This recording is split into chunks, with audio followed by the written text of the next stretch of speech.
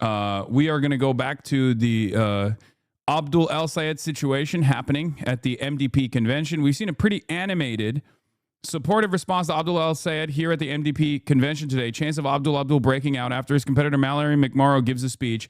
Then the first standing ovation of the day when El-Sayed introed for his own remarks. Oh my God.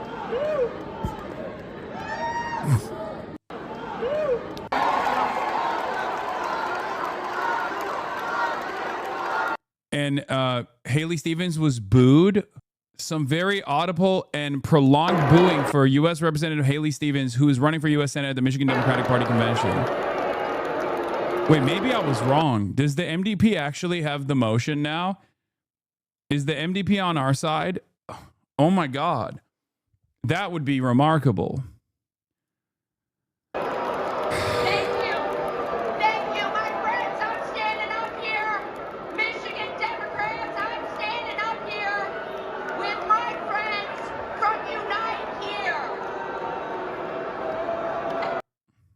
They should have brought me to the MDP, Michigan Democratic Party. That would have bricked every Republican. I would have spoken to the Michigan Democratic Party. I bet the grandmas would have loved me too. I bet the grandmas would have loved my ass.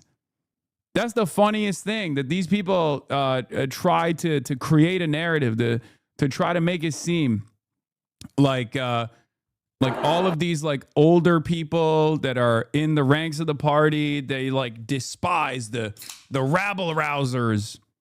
That's not the case at all. Be serious, they would boo you too. Buddy, you have not left your crevice if you think that the Barbaras and the Deborahs are not infinitely closer to our worldview than the worldview demonstrated by MS Now and CNN. Okay? I'm telling you right now, dude, people think the arguments that I present, albeit rude sometimes and crass and blunt, are not appealing for Mimas. It is appealing for the Mimas, okay? They do like it. They want more. The Mimas are abso-fucking-lutely demanding more from their representatives. I get more boos in this fucking chat than I do when I go to like a No Kings protest or whatever. Bro, you live in LA, anywhere between the coasts is not like that? Oh my fucking God. Brother, we're talking about Michigan, okay? We are talking about Michigan State. I went to Michigan State. I saw the people. You're out of your fucking mind. I don't know why people have to constantly, like, this, you know where this comes from? I don't know where you live, chatter, but more often than not, this is someone who is terrified of the countryside, which Michigan is not even a part of. You are not seeing the changes that are happening within the electorate. You are not seeing it. More often than not, these are people that live in like Connecticut or people that live in New York who just have this like, oh, they're all dumb fucking hicks attitude about people that live in the heartland. I live in Missouri. Okay, if you're comparing fucking Missouri to Michigan, you're also delusional in a different way. But even in fucking places like Missouri, do you think people fuck with Israel? No. Go and talk to your fucking neighbors, man. Jesus Christ. And not just neighbors in your blue area either. They literally do is all Bible thumpers here. Okay. Yeah, I was in Michigan, okay? This is how they treated me in Michigan. Ladies and gentlemen, please give it up for quick streamer and political commentator, Hasan.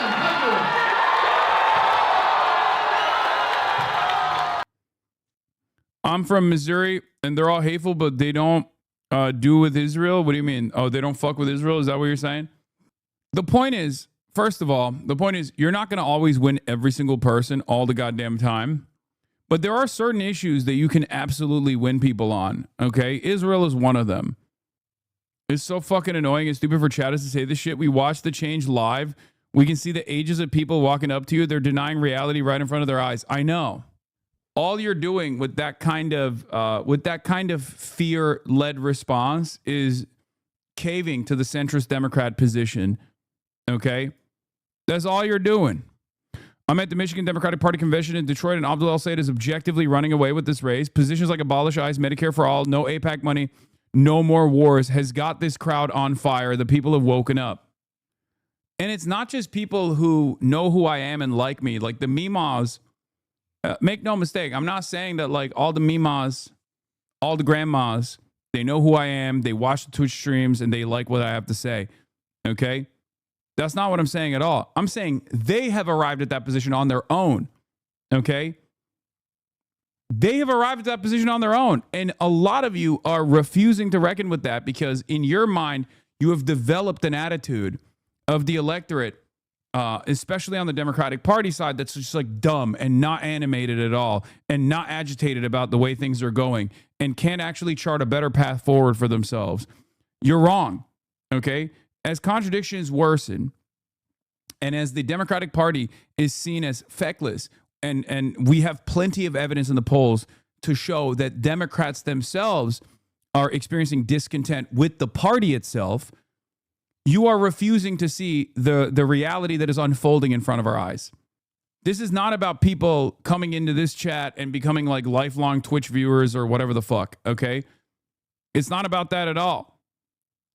This is a real anger that lifelong Democrats feel towards their party because they are not representing the interests of the masses on the issue of Israel, on the issue of Medicare for all, on the issue of not being a real opposition party to the Republicans. These are on the issue of ICE, abolition of ICE. Democrats are frustrated. They want more. And what's actually great for people like myself, people like ourselves, is that there is no more gatekeeping that takes place when it comes to the places where people congregate in the digital environment. They don't just get their information from MS Now. They don't just get their information from New York Times. They get their information from people like myself. They get their information from Midas Touch. They get their information from social media. So now there are people who are responsive to their needs. There are people like myself and many others who are championing their causes, and therefore they feel more emboldened. They don't just get bullied into submission by corporate media, into just taking into only voting for business as usual politics and do nothing Democrats. This is the best beard situation. Power stash with 5 o'clock shadow. Thank you, chatter. Thank you for locking in. Like, look at this. This is the Michigan Democratic Party. The room has like, what, 7,000 people? Someone was saying, like, this is a 7,000 person attended event. And these are not the HasanAbi heads, okay? These are not the activist wing of the party.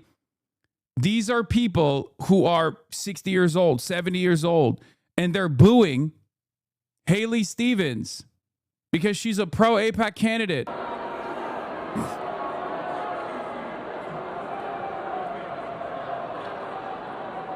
Michigan Democrats, I'm standing up here with my friends from Unite Here, who have endorsed my campaign for United States Senate, the working people of Michigan. That's crazy. Like, if I'm Unite Here, I'm taking that endorsement back. You know what I mean? Getting booed by some of the most active party loyalists. This is not a hostile environment. This is supposed to be the most positive environment for Haley Stevens, right? Establishment candidate, backed by Chuck Schumer, and they're getting booed. They're getting booed by the most active, the most prime base, a base that has never demanded more, a base that normally hears Chuck Schumer, the leader in the Senate, say, this is my candidate, and they go, oh, thank God. This is going to be the moderate wing of the party. This is going to be the real electability candidate. And they're sitting there and fucking booing her. And there are still chatters in my chat thinking that things have not changed. The conversation has dramatically shifted in our direction. Okay? People no longer believe in the electability argument presented by corporate media. They don't believe that anymore. They no longer believe the electability argument that dictates that candidates shift their positions to the right in order to win the largest, group of voters or whatever. this electability argument, this false framing that is represented by the centrist wing of the party. Okay? They don't believe it. They want more. And they should want more.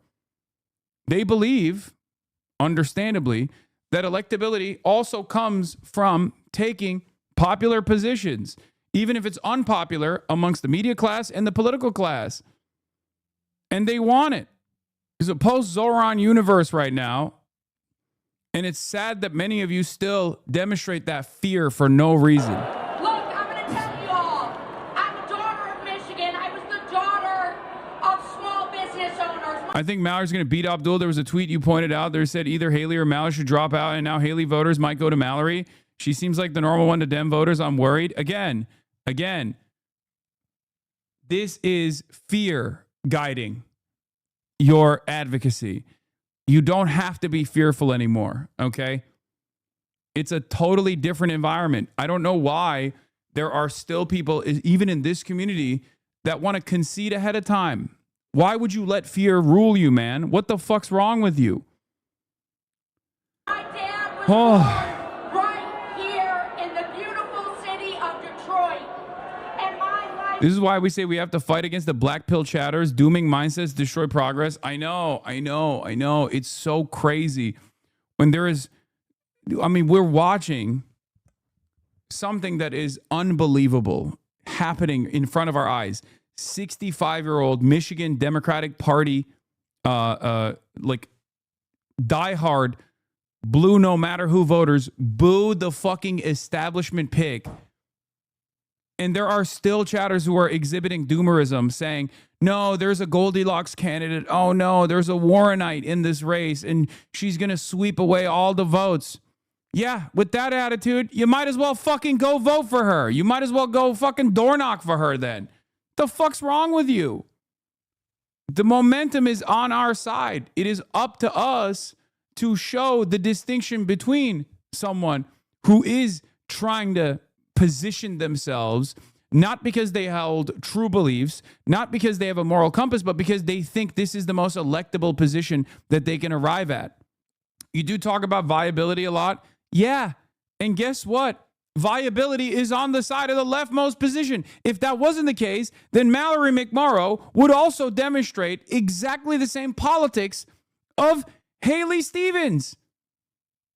There is a reason why she's literally trying to copy Abdul's positions and like trying to moderate them. My argument is electoral viability is on the side of the left flank candidates.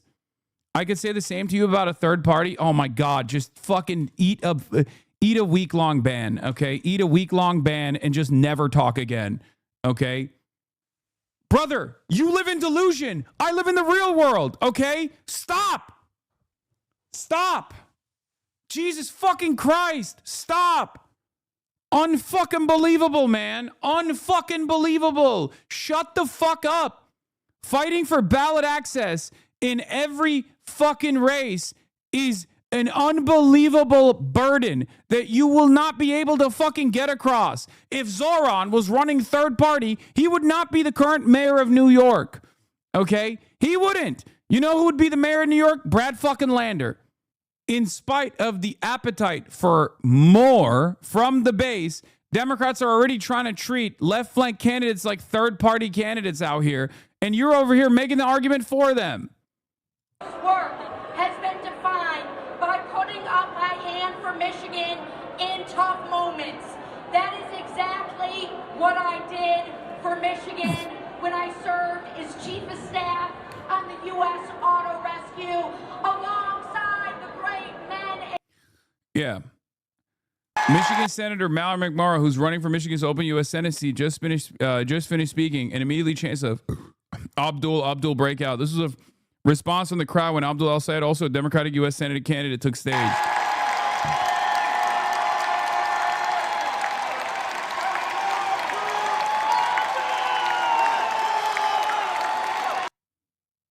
Again, look at that crowd, man. That's not a crowd of HasanAbi heads, okay? Dem strategist from Michigan has a good tweet for the Doomers. These are centrist / moderate positions in the Democratic Party, and anyone saying different is deeply misunderstanding the moment. I'm at the Michigan Democratic Party convention in Detroit, and Abdul El-Sayed is objectively running away with this race. Positions like abolish ICE, Medicare for all, no APAC money, and no more wars has got this crowd on fire. The people have woken up. Strong majorities, if not supermajorities, support Medicare for all, believe we should abolish ICE, hate APAC, and want an end to endless wars. And independents are with us. And the message is so compelling that we are able to drive contrast and persuade more efficiently than we have ever been able to in ages. Lock in. I see a huge difference on social media. Normies are posting anti-establishment Dem posts and even pro-worker and borderline communist talking points without realizing it. There's definitely been a shift. Yeah, the real shift is happening. But the unfortunate reality is that a lot of people treat politics either as team sport, those are the centrists, or hipster-ass, gate-kept ideologies, and those are the fucking hammer and sickle leftists on Twitter.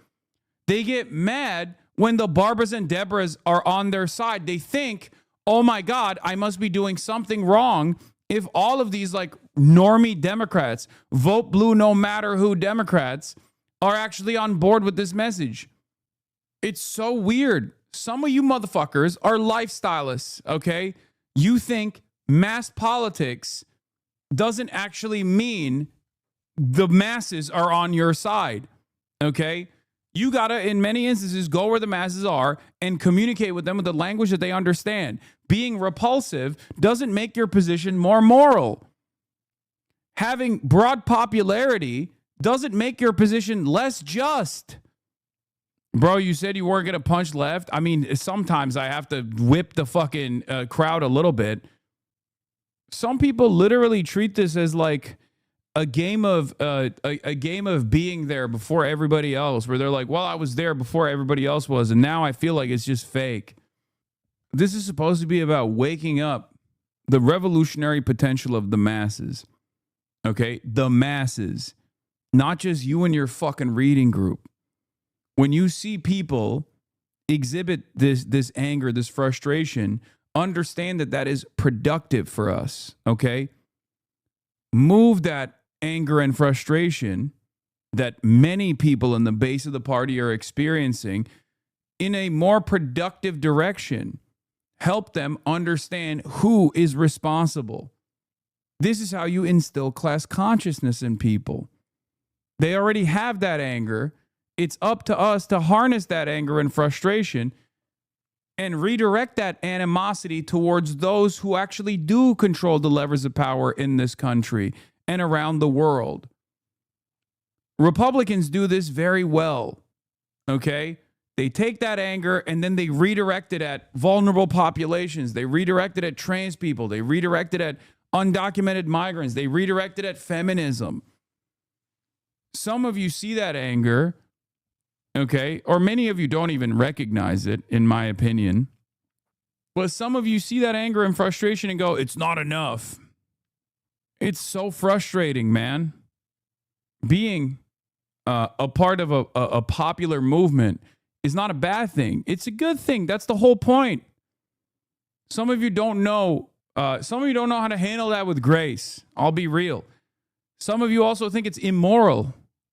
If the masses are on our side, that must mean that these are, that must mean I have to reconsider my positions. We're in a very unique place in American politics, by my estimation.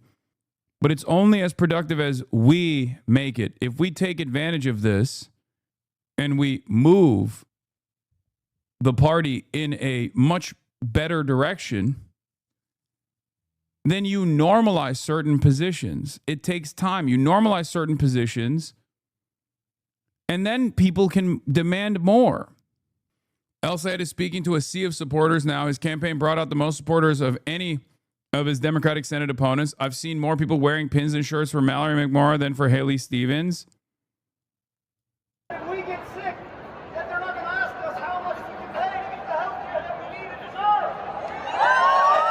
We want to know that we have a democracy that works for all of us. This left gatekeeping always sounds like American individualism infecting the left. No, it's like British lifestylists also behave like this.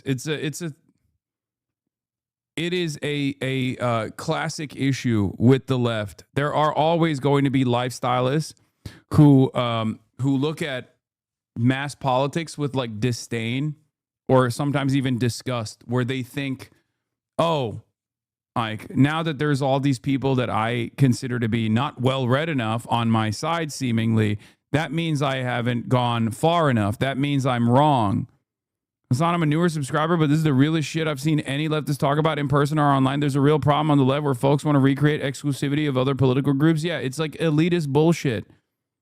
People treat politics like it's a fucking game. It's the same exact manifestation of the annoying position that a lot of centrists hold, which is it's team sports, right? It's not about making material change. It's just my team winning over the other side's team winning. It doesn't make any sense. And then you have people who treat it like it's a nonsensical hipster bullshit. I mean, this gives me a lot of hope, though. I mean, coming into this, I thought that McMorrow would probably sweep the Blue Dogs, the vote blue no matter whoers, right? But perhaps they too want something more. Politics as a game is what conservatives do. This isn't just about winning and losing. It's about what's right and justice and equity. Yeah, but you can't arrive at justice and equity if you don't seize any power whatsoever. Let's be real. So when there's an opportunity to fucking seize power in one of the two major parties and move one of the two major parties in the better direction, like how are you gonna sit there and just like brush that aside? For far too long, something that I have observed amongst the most locked in Democratic electorate is this attitude that you're supposed to vote like a consultant. For far too long, Democrats themselves have said the classic adage, I like this person, but can they win in the general? What the fuck do you mean? You're not a pundit. You're not a consultant. You're a voter. You're supposed to vote for who you like the most, not who you think other people will like the most. We have been conditioned into talking ourselves out of voting for who we want, for policies that we want, for far too long. This is exactly what happened with Bernie in 2016 and also in 2020 as well. No more. Does it ever feel demoralizing seeing non-American leftists trying to disparage American leftists online? I know it's not really that deep. I don't really care. This is also an international movement as well, and there are plenty who are sound and plenty who understand the minutia and the hurdles that the American left is presented with regular frequency. Ultimately, it doesn't matter.